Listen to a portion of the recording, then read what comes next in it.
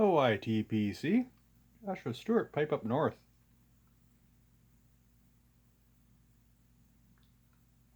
Well, I haven't done a first impressions video in quite a while, so it's about time to do another one of them.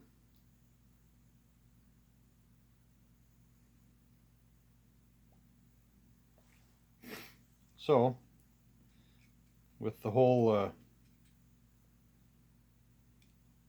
changes going on in the pipe tobacco world,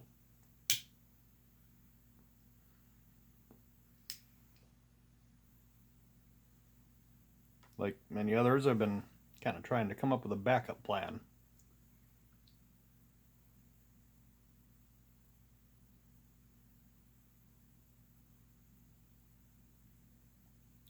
And part of that involves checking out blends that are outside of the STG umbrella.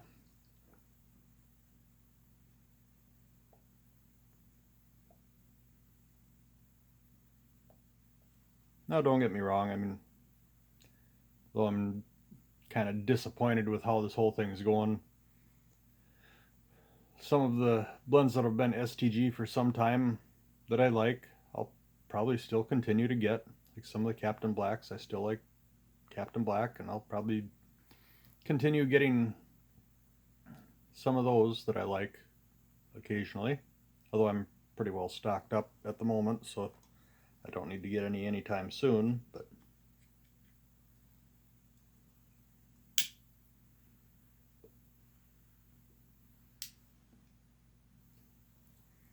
I was browsing on one of the websites, and I noticed they had a popular European blend available for a pretty decent price.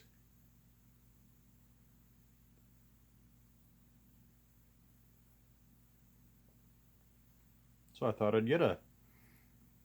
I actually got 2 tins, because going by the description and the reviews, I figured it'd kind of be up my alley, so...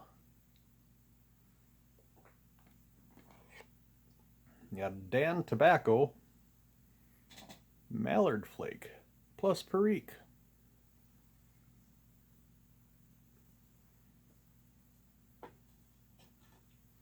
I've been working on this for a little while. I'm probably about 3/4 done, enough to get a little bit of a first impression, but maybe start the whole tin note and stuff. And I don't know if any of you guys have noticed, but it seems like some of these tins are getting harder to open.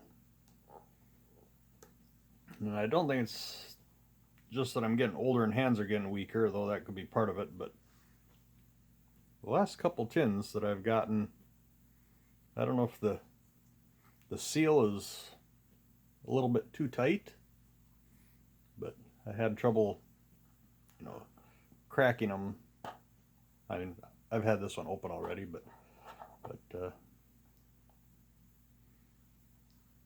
yeah, I saw even Beans when he cracked one of his recently. It was a little bit tougher for him than usual. But so this Mallard Flake Plus Perique, when I first cracked it open, it's like there's something familiar in there.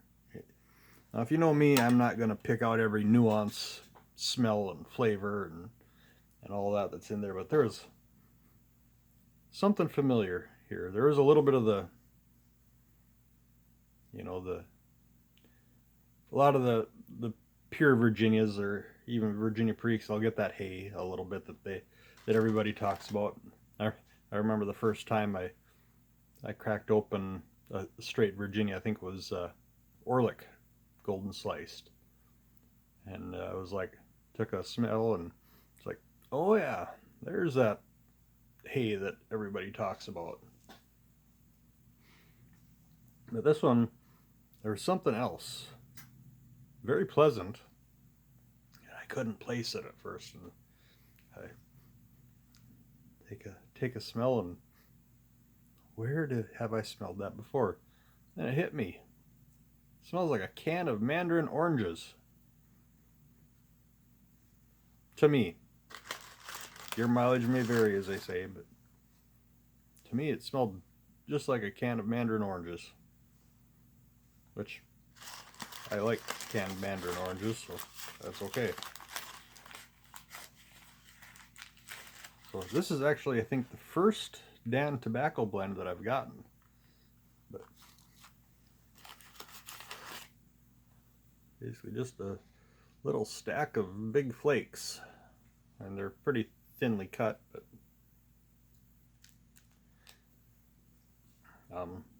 yeah. Yeah. So anyway, that's what it looks like in the tin. What it looks like in the tin and the tin note. So I've been working on this bowl for probably a good half hour or so, maybe a little longer even.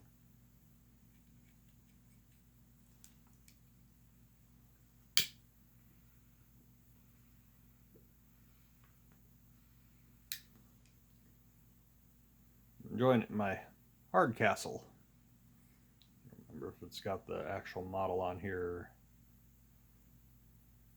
Executive. Hardcastle Executive.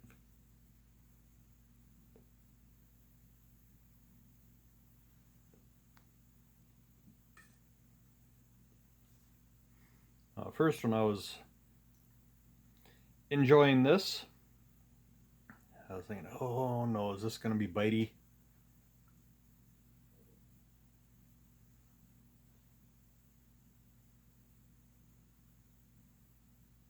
I was trying to take it easy, but after a little bit I realized it's like, no, that's just, it's got a little bit of spiciness that I was confusing with bite. So but yeah, I've got no bite basically, and this is a pretty decent sized bowl in this thing too.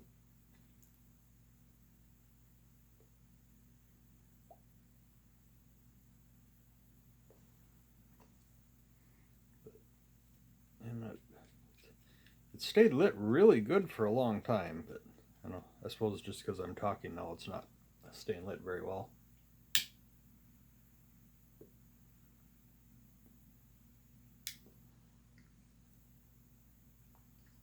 Thanks, Greg.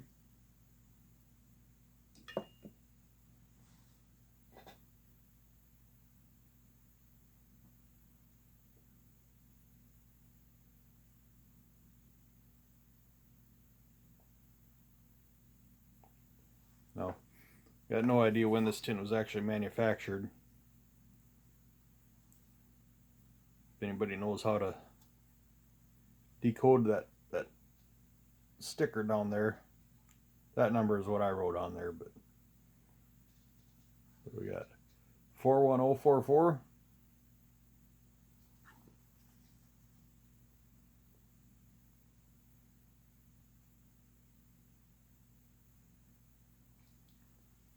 I can probably look it up on the internet easy enough.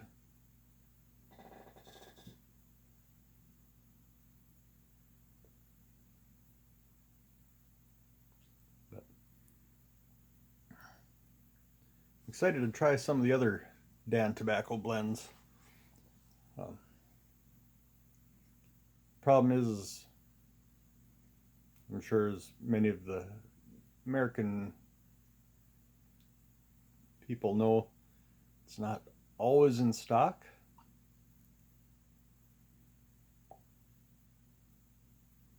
I remember from the very first time when I was browsing a website, I remember seeing that Mallard, I think it was the Mallard regular without Perique that I saw. I thought, that looks interesting, just because of the tin art.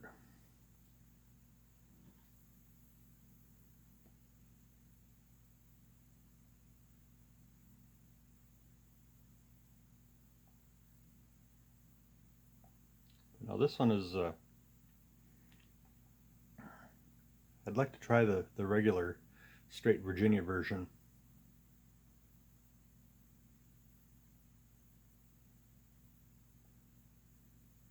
Which I'm sure I'll get when it's back in stock sometime.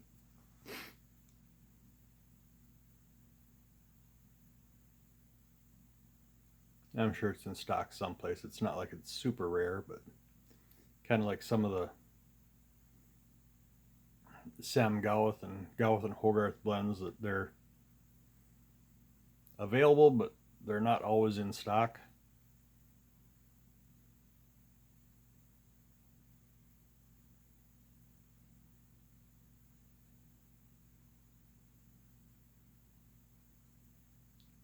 But, and one of the other Dan Tobacco ones that, well, there's a couple of them. The aromatic that I've heard good things about. Oh, what is it?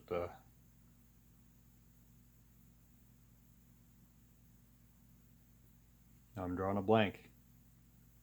Something about the devil.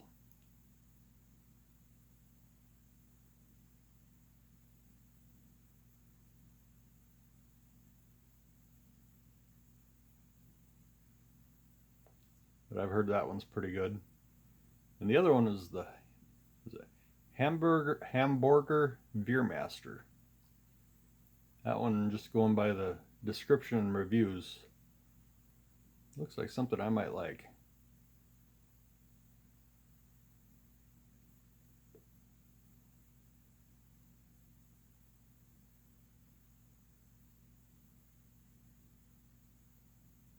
Devil's Holiday, that's what it is.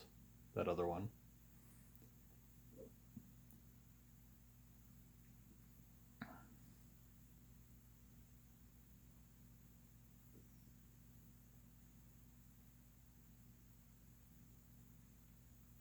Which, although I'm getting to, especially like the Virginia Vapor blends, they kind of seem to be what I'm gravitating towards lately.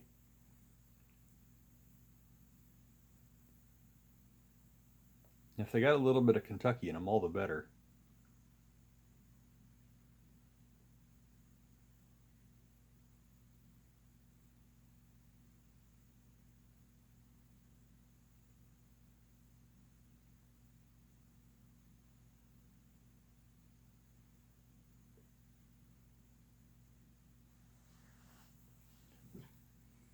And I was given some samples quite a while ago now of a couple of. I wasn't told the brand, just that it was a Navy Flake that J.R. Fielding's in the Twin Cities stocks, which is a bulk that they sell in 2, 4, 8 ounce bags, I believe. And I think it was probably about a year. Was it a year ago? I think it was about a year ago when I got it. And I had it in not in a mason jar, but uh, it's a jar that I store some of my other stuff in. And then it was in the plastic bag in the mason jar, and it really dried out. But I mean, it still smokes okay. But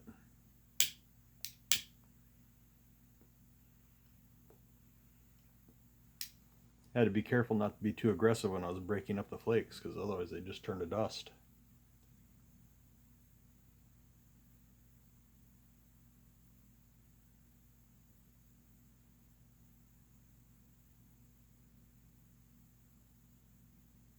That's a little bit of a lesson learned to kind of work on my humidity management for especially stuff that's in plastic bags yet. Now, most of it, in fact, maybe I'll pull up my little jar here that I got some of my J.R. Fielding blends in. Here's the jar that I keep them in, and then I keep them the plastic bags in the jar, which I'm finding that maybe isn't the best way to do it, so I'll have to transfer everything into mason jars. Or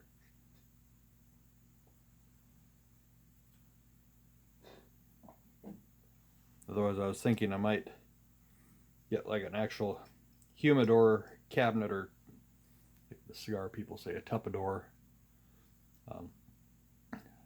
Got some totes that actually have a gasketed seal on them that I use for up north to keep linens and stuff in to keep the mice out, because like the regular Rubbermaid totes, I've had mice get into them up there. So, but those gasketed ones, I think, and then they've got like 6 latches on them, so it latches down tight, so mice can't get in there.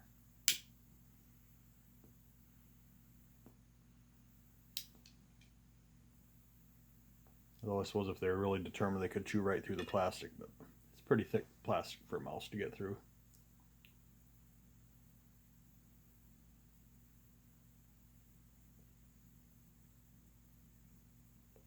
But my thought would be to probably have one of those for like each type of blend that's in an open container, and then kind of manage the humidity in each one. So put like the vapor Virginia-based blends, non-aromatics in one and aromatics in another.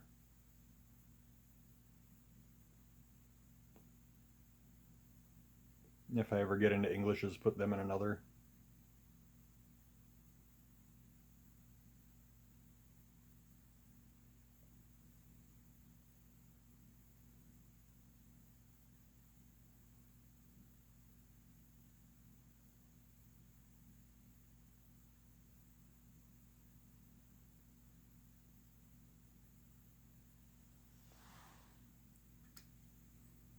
This is getting down there. There might actually be just a tiny bit of tongue bite happening, because I'm puffing pretty hard. I think I'm getting just a little bit of that sensation going on, more than just the spiciness of the tobacco.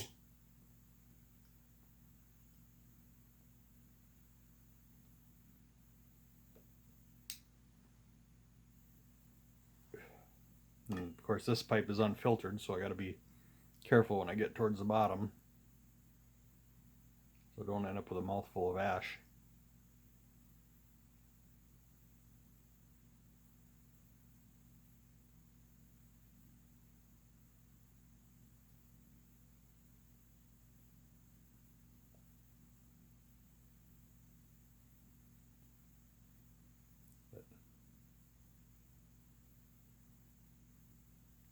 So it's late Thursday night when I'm recording this.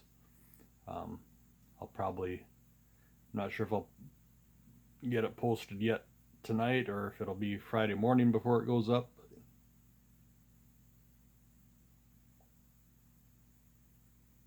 I got half a day Friday, then I'm done with work for the year.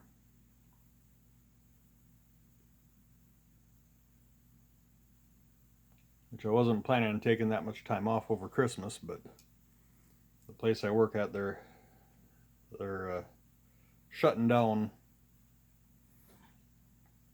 until the Monday after New Year's. So, and fortunately, I've got enough vacation time and stuff that it won't really affect the paychecks. But that means that I'm using vacation now rather than in the summer when I would like to take more time off. But it's not all bad. I've got a lot of little projects and stuff that need to get taken care of around here, and so my daughter's car is having some issues, the youngest one, so I got probably a half a day to do some repairs on that.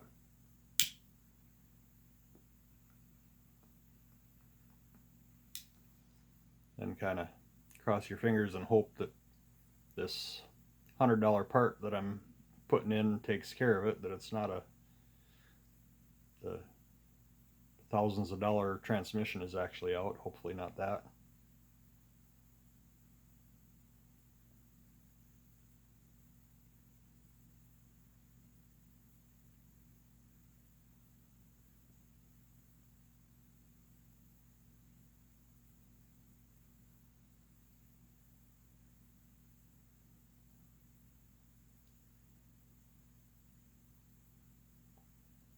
Then, like I've mentioned many times before, my daughter's graduation is this weekend, so we'll be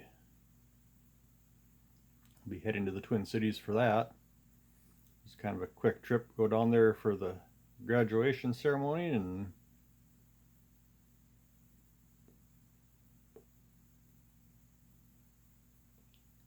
probably go out for supper afterwards, and hopefully she'll have everything packed up and we can head back tomorrow night.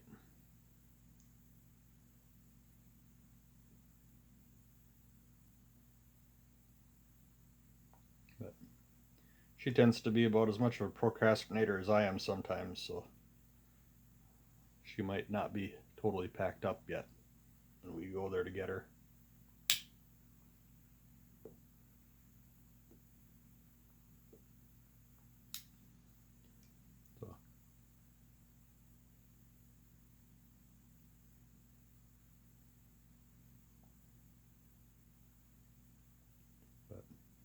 So yeah, a lot of little 1 and 2 day projects to do over the, what did I figure it was, like 16 or 17 days off, something like that.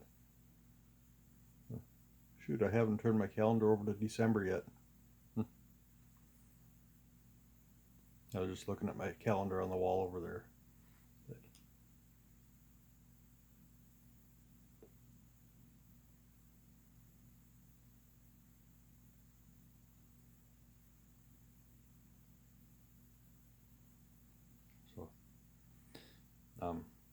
So yeah, the tin note, like I said, for this Mallard Flake Plus Perique, it was mandarin oranges out of a can. And obviously not quite truly mandarin oranges in a can, but that's what I thought of when I smelled it. But I'm not getting any of that in the smoke. So if you don't like the mandarin orange flavors, I'm not getting any of that in the smoke. So, but getting towards the bottom of the bowl here, and it is not wanting to stay lit.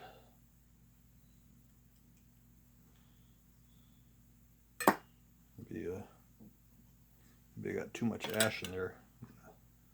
Tap out a little bit of the ash and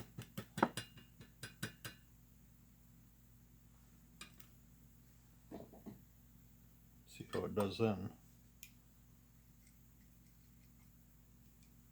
There should be another 5 or 10 minutes of flakes in there yet.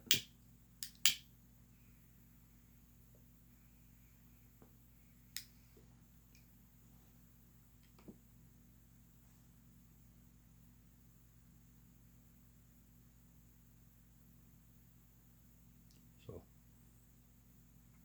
yeah, so then we got a Christmas celebration with my parents and brothers and stuff and their families,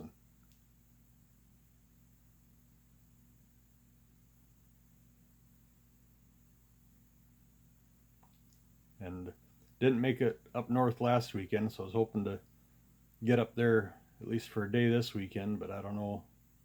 Even if I don't get that done, we're going to be putting on like 1,000 miles again this weekend, so.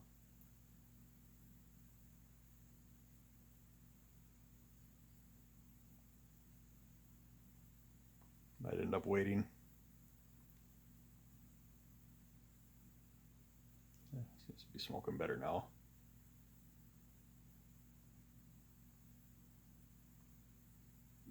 So, I guess first impressions with the Mallard Flake Plus Perique. I'm glad I got a couple of tins. Probably have to get some more sometime down the road.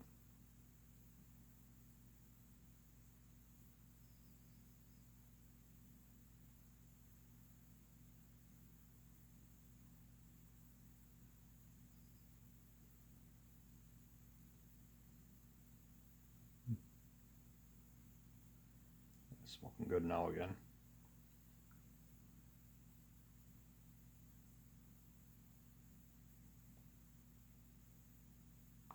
So with that, I'll let y'all go. Probably try to get at least one more video in before Christmas.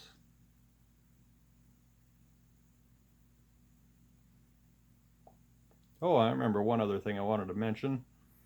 I saw Carolina Rose had 1,000 subscribers, so congratulations, Rose.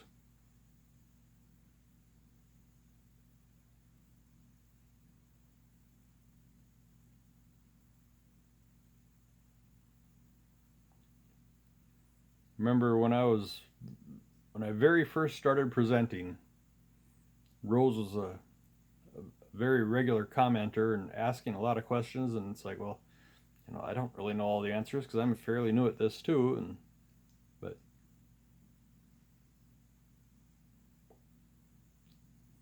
and she started presenting, and look where she's at in a matter of, what's it been? A little over 6 months, 8 months, something like that she's been presenting. I don't remember exactly, but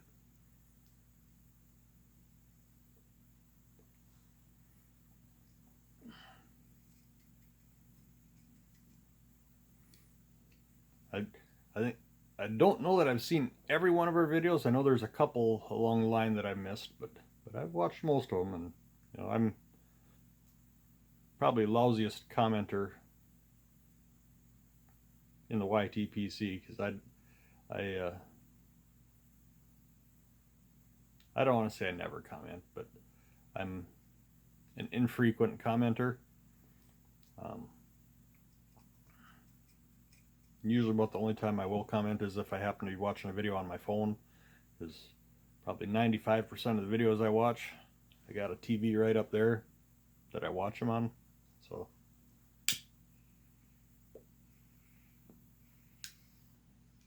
I can't comment on my TV, so I've tried. It won't let me.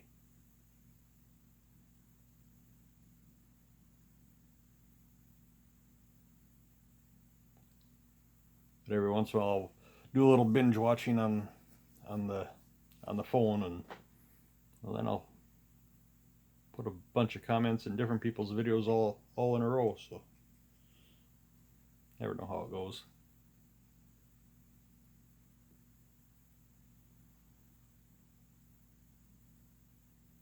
So anyway, with that then, I'll let y'all go again. It's Joshua Stewart, Pipe Up North. You have a good day.